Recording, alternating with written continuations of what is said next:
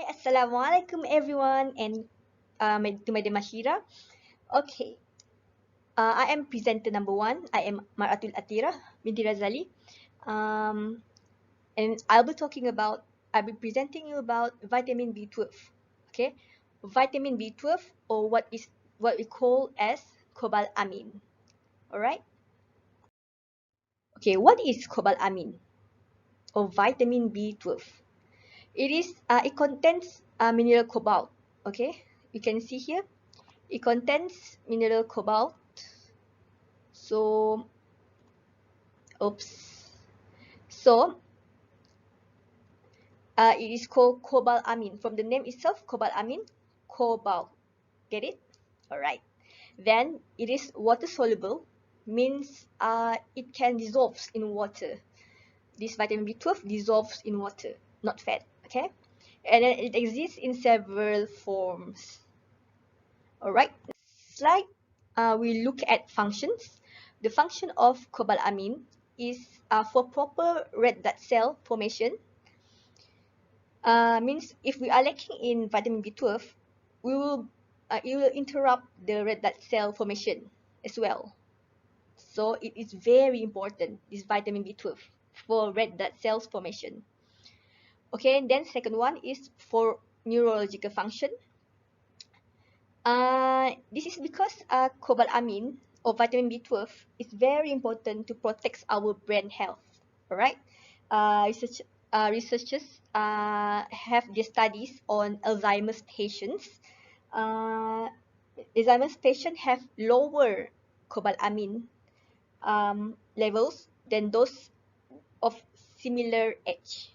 Alright, they have clear, sharp memories. That is from research. So next, the function is for DNA synthesis. Then the fourth one is to support energy. How it supports energy? It supports energy by because the nutrient releases energy into the cells. All right, and it provides you the balance you need for thinking and moving throughout the day, your day. Then after that, it protects the heart. How? Cobalamin or vitamin B12 protects the heart. How? It protects the heart because in our blood, it has a dangerous protein called uh, homocysteine. Homocysteine is a dangerous protein. Okay, so the job of vitamin B12 is to remove this dangerous protein, which is homocysteine, from our blood. Because if the homocysteine is in our blood, it can cause damage to our arteries, leading to inflammation and heart disease. All right? Can you understand about that? Good. Okay. Then next slide. Other functions is your bones need it. Okay, studies has found that in osteoporosis patient or tulang rapuh, patients that have tulang rapuh or osteoporosis patient, they have um, lower vitamin B12 in their blood and have higher level of that dangerous protein, homocysteine. Okay. So next is to prevent nerve damage. How it prevents nerve damage is by in our the covering of our nerves, there's myelin sheath, right? We learn it in anatomy last semester. So there's myelin sheath. The covering is to protect the nerve from being damaged or get damaged. So if there is vitamin B12, there will be a formation of myelin sheath to protect the nerve from getting damaged. Okay, then it improves mood and outlook.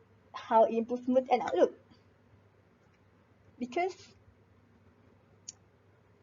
there's one study of diabetic patients experiencing side effects of depression for metformin. Okay, due to lack of vitamin B12.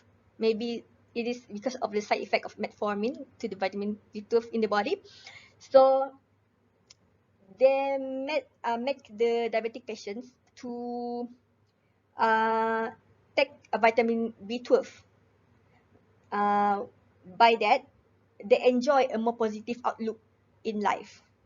Okay, when they take vitamin B12 among those patients. Okay, then it keeps you looking young. Who wants to look young? Baby face kind of stuff. Because how it keeps you looking young? Because when we age, as we aging happens, our cells it will wear and tear. Okay, and our cells will age faster if our DNA does not replicate correctly. So what this vitamin B12 does is it makes um, the DNA to replicate correctly. So it makes you keep looking young because vitamin B12 it supports the DNA health. Okay, keeping your cells younger. Then the sources of vitamin B12 is actually mostly, and we can say that it is only found in animal foods. Animal foods. What does it mean by animal foods? Okay, animal foods, plant foods. Okay, plant foods does not supply vitamin B12 unless it has been exposed to bacterial action. It produces vitamin B12, and unless the plant food is contaminated with soil, insects, or other substances which contains vitamin B12. All right. So we looked at the example of plant food that has been contaminated with soils, insects, or other substances, and we looked to example that has bacterial interaction, which makes the food contain vitamin B12. First of all, uh, who loves yogurt here? All right. Who loves tempeh, miso, kimchi, pickles? Those are examples of plant-based food that contains vitamin B12. Most of vitamin B12 can be the sources can be found from tuna, salmon, liver, either it is from lamb, beef, or chicken. Then sardines, mussels, and clams, and eggs, mostly from white meat, mostly. So, okay, let's look to another view of vitamin B12, which is toxicity. Okay, what is toxicity? Can somebody tell me? All right, toxicity is is the quality of something that either it can be toxic or poisonous. All right, can it be toxic or can it be poisonous? Is vitamin B12? The answer is no. There is no toxic or adverse effects have been associated with large intakes of vitamin B12 from food or supplements in healthy people. There is no. Okay, all right.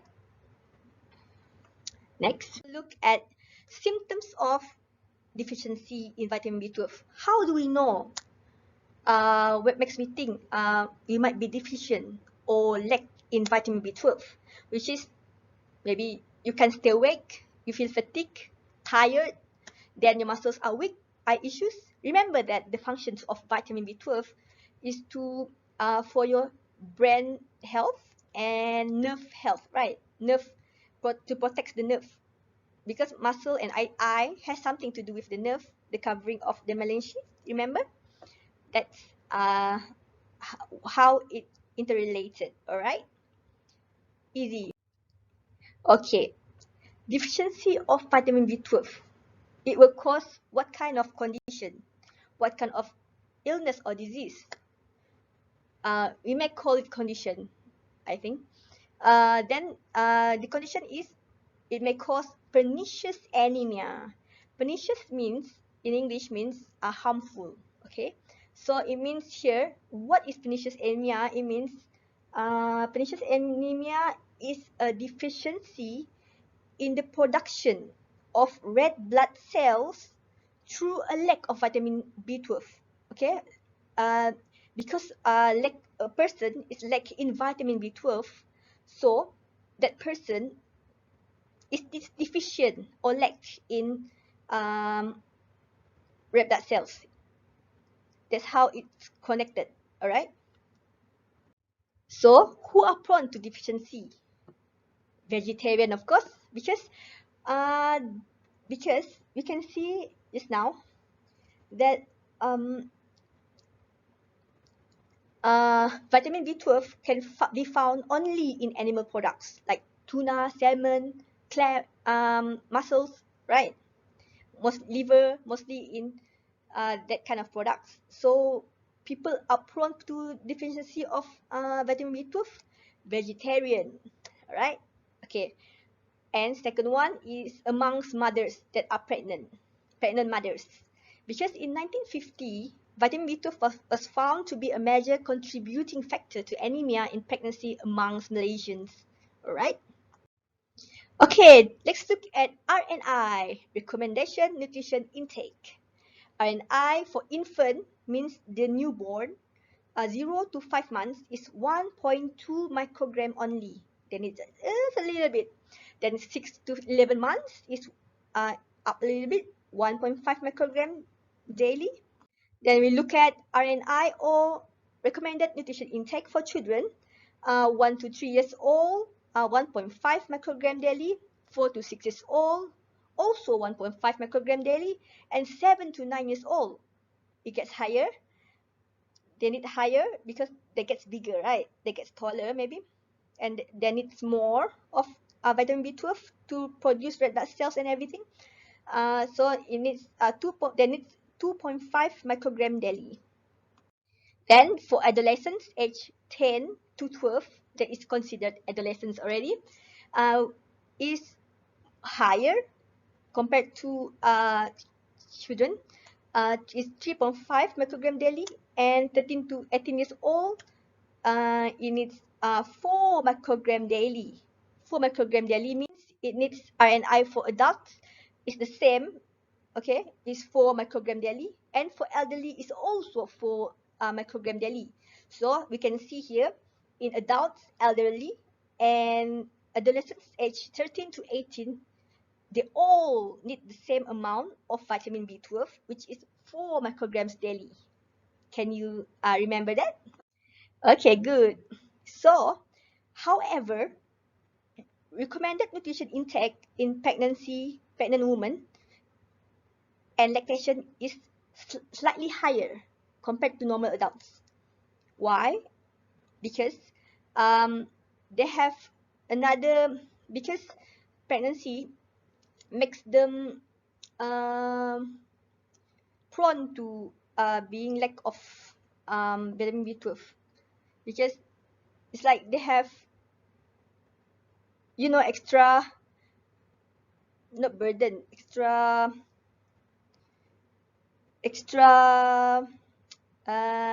individuals to babies, kind of that, which is to handle, which is and for pregnancy is 4.5 microgram, and for lactation, mothers that are breastfeeding is 5 microgram daily.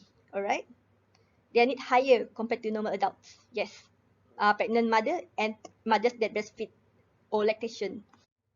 Okay, hope you guys enjoy this presentation and have fun learning, online learning, and let's move to the next presenter, presenter number 2, uh, my friend Akila.